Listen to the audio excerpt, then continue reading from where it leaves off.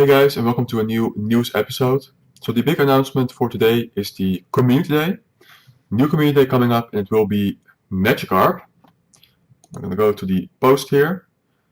You can see it's going to be on August 8th. That's on a Saturday. As you can see here, on a Saturday. And it will be a 6-hour event again. But it will be triple Catch Stardust. The rest is all the same as last Community Day, so incense will last in 3 hours, total 6 hours. You can do the 5 photo bombs, there will be a ticket for $1, there will be a Community Day box with a charged Elite TM. Aqua Tail is going to be the exclusive move for Gyarados, and it will have some play in PvP. We're going to get back to that later. So Magikarp, not everybody is happy about this choice. We can definitely say that Magikarp is a Pokemon that has been shiny for a while. It's actually the first shiny that was released. So it's been shiny for like, 3 years or something. And it has had many events where you could get it. There has been events where the shiny rate was boosted as well. So yeah, a good chance why they are going for Magikarp is because of its Mega Evolution. And Niantic is hyping Mega Evolution at the moment because it will be released before the end of the year. But yeah, it's not a new shiny. There was no voting system either this time. They just went for straight Magikarp, whether you want it or not. So either way, this community is going to be interesting because of the 3x Catch Stardust. Furthermore, Magikarp is an easy Pokemon to catch. So that is a nice combination, easy Pokemon to catch and triple Catch Stardust. For people who are living in a city that is really good for Pokemon Go, it might be possible to reach like 1 million Stardust. Then you have to grind hardcore. But it's probably possible. So you can get a lot of Stardust. Doesn't have to be 1 million, of course. But even if you can get 300,000 or 500,000 in just 6 hours, that is still great. So make sure that you have enough Star Pieces. Star Pieces only less health now, unfortunately, so you would need 12 for the entire event. But yeah, shiny Magikarp and 3x Catch Stardust.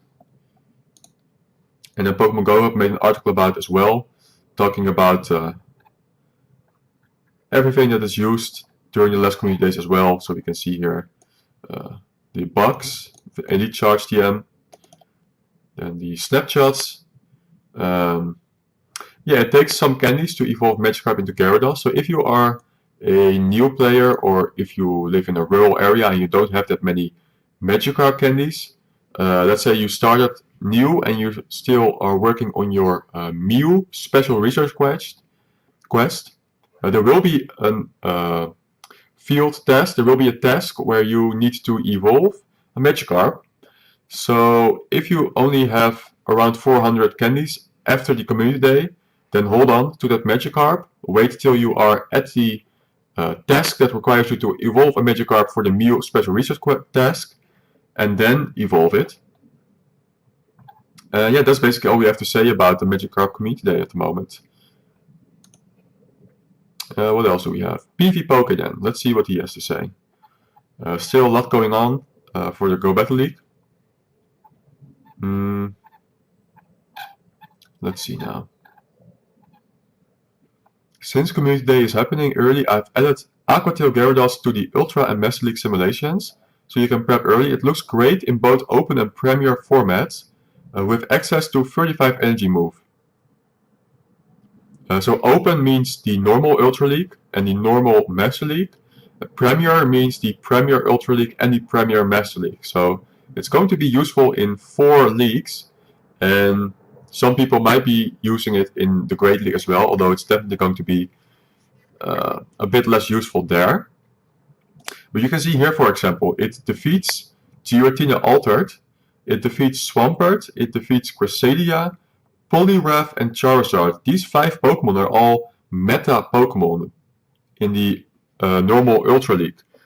So that's going to be very interesting to test it out. Ranked at 9. So that's definitely going to be one of the strongest Pokemon in the normal Ultra League. And then we have to see how well it performs in the Ultra League without the legendaries. As you can see that Poliwrath and Giratina are some of its key wins, and obviously they cannot not be used in the Ultra League without the legendaries and the Premier, I mean.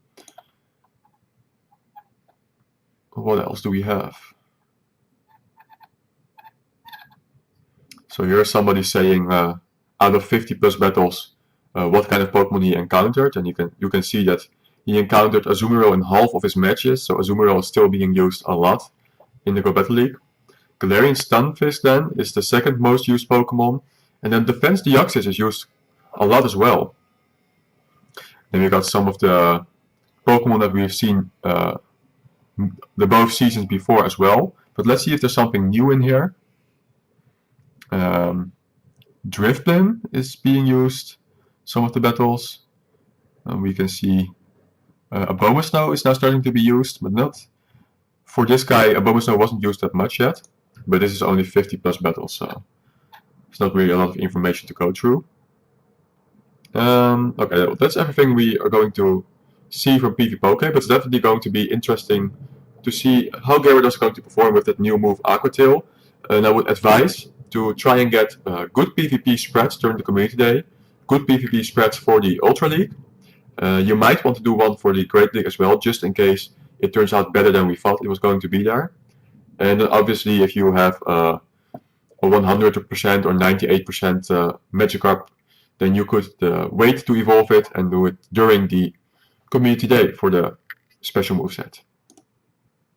So here we have a fast move count. So what this means is that for Altaria it needs 6 Dragon Breaths to reach a Dragon Pulse, and it needs 7 Sky Attacks. Oh no, sorry, I mean this is 20 Dragon Pulses and 15 Sky Attacks, and for Azumarill it needs 5 Bubbles to reach an Ice Beam and 6 Bubbles to reach a Play Rough. So maybe you could leave this photo next to you while you're battling, and that could help you to try and improve your gameplay.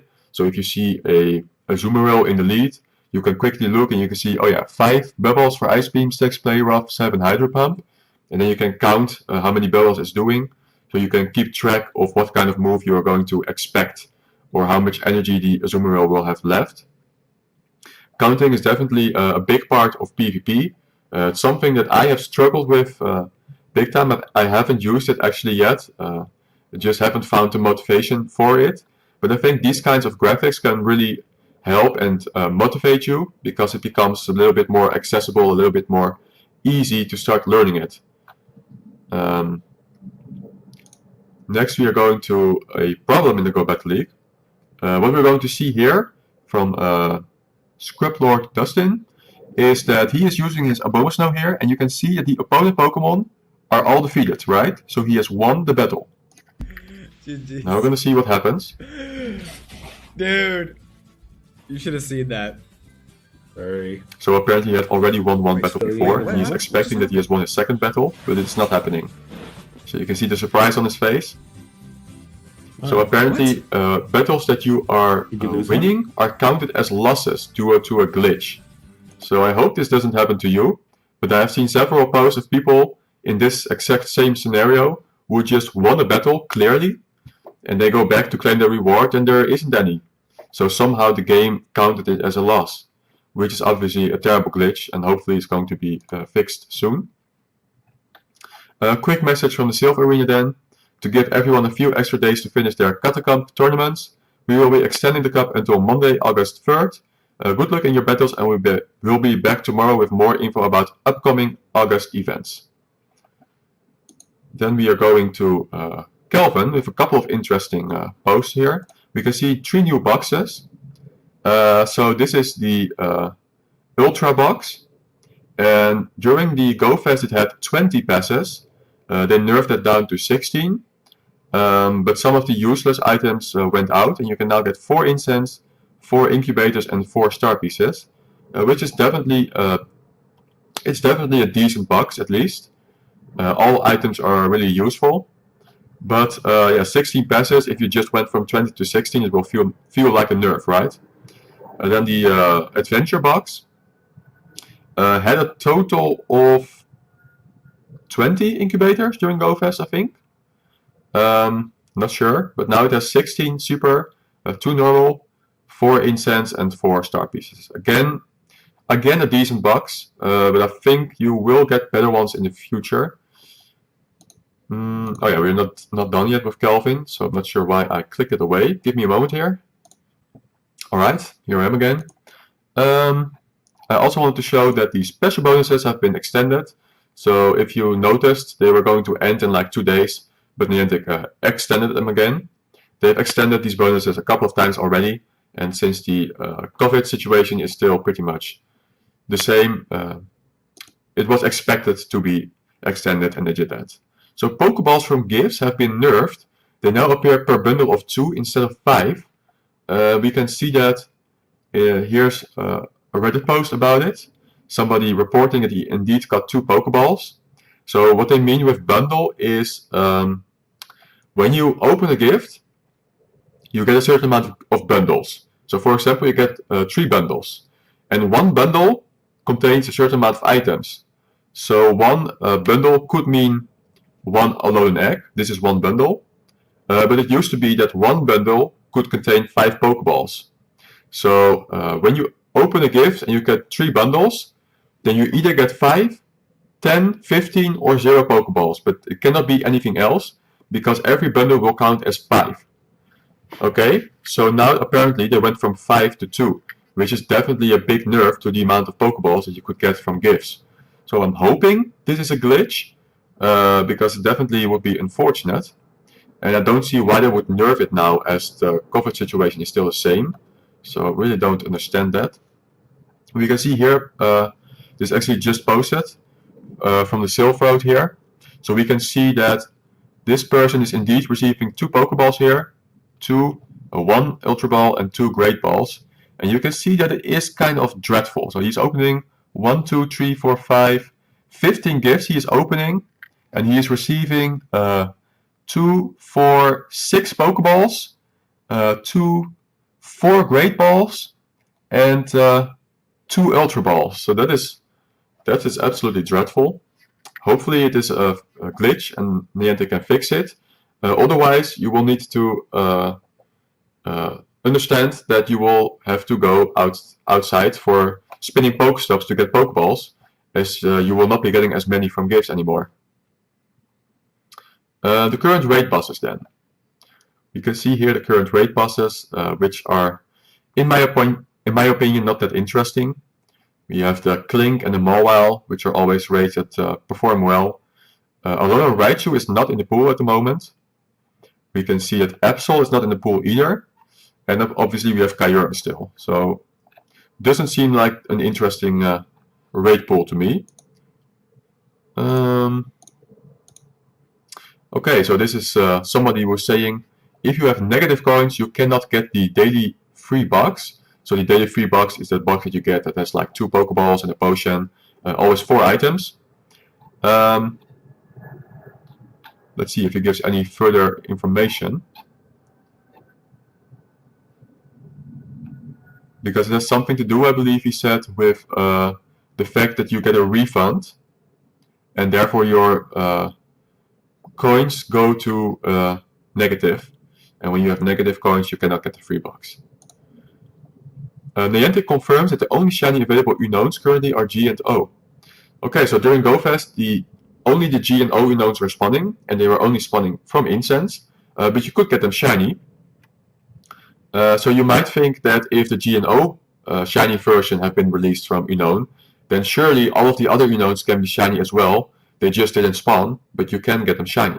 That is not the case, so if you are extremely lucky and you find a random Unown letter in the wild, you will not be able to get it shiny unless it is the G or the O. But if it's a different letter, it is actually not shiny released at all, so don't get your hopes up there. I'm not going to read through this entire post here, but this is a Pokemon Go meta-analysis mega pidgeot. So if you're interested in that, then you can read that here. I would say that a Pidgey event has been found in the code, which I believe was related to the Go Battle League. So it's likely that one of the events coming up for the Go Battle League, because that was already announced that events were coming for the Go Battle League, is going to be Pidgey. It seems that Niantic is really focusing on Pokemon that can Mega Evolve. So obviously the Mega evolution of the Pidgey family is Mega Pidgeot. And Yowatt Knooks here is making an analysis of this Pokemon. Okay, so that's everything that I wanted to go to today. Definitely nice to stock up on some double of triple catch starters, I mean, for the community day, which is coming really soon already. So it is now the 29th, and it's already coming on the 8th. So that is it is just a little bit more than a week before the community day is coming. So kind of a short announcement, but hopefully you still have open space in your agenda. But yeah, if more information comes out, I'll make a new episode, and we'll see you then.